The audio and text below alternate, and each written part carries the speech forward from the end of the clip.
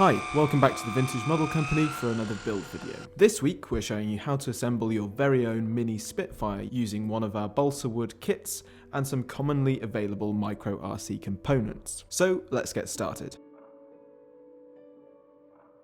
The first thing that you're going to need to get your hands on is a Spitfire kit. This model has an 18-inch wingspan, about 457mm, and includes everything that you need to build a free flight Spitfire.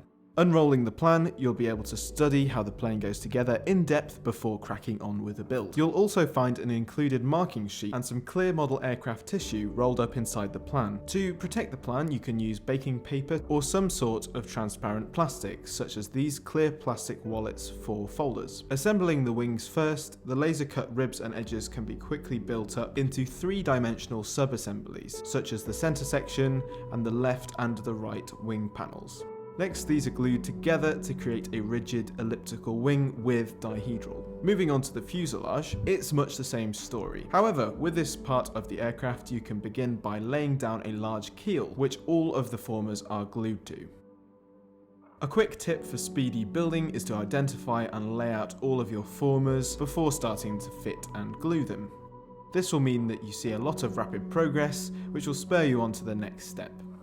Before going too much further though, here is probably a good time to start thinking properly about the electronics. You'll need to work out where the motor and gearbox will need to sit, as well as the main brick, which is the receiver and servo board.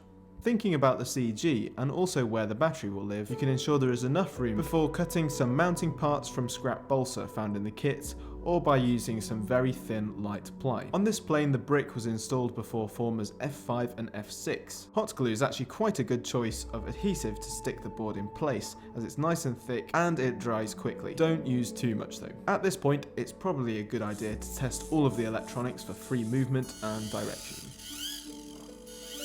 With the tail surfaces, these parts can be built up by the book, so to speak, before wildly going off track when you chop them right in two.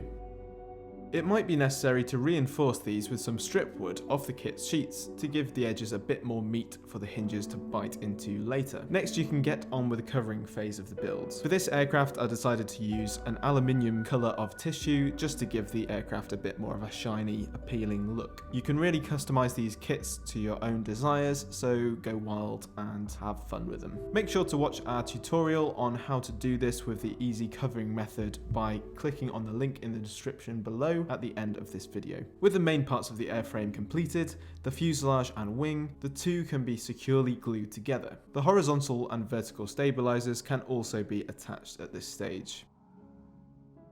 At this point, you might want to do some of the finer detailing with the wing fillets made from templates on the plan to really blend the wing and fuselage together with those iconic Spitfire lines. You can also assemble the canopy and any other details. The kit includes landing gear and accurate scale radiator scoops, but I decided to leave them off on this build to keep things nice and simple. With a slightly tricky job of hinging the elevator and rudder, you will need some mylar hinges and micro control horns. Check out our website to pick up hardware like this. Start by slicing the mylar into smaller chunks, you don't need much, and then you can carefully slice open the edges of your control surfaces to splice the hinges in and match them up with cuts made to the stabilizers.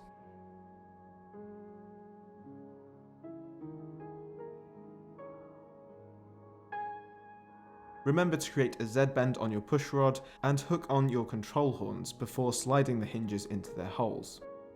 After a tiny amount of cyano glue run into these hinges, the control surfaces should be ready for a wiggle test.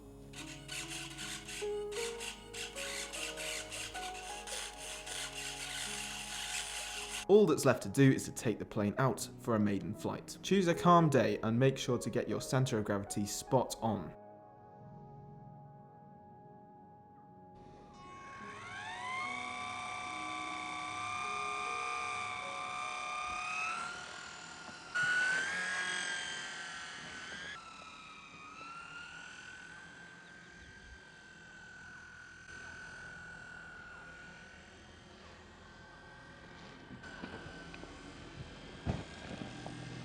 If you'd like more tutorials on tweaking, setup and flying, let us know in the comments. Make sure to subscribe in the meantime, check out our website to choose your next kit, and we'll see you on the very next one. Thanks very much for watching.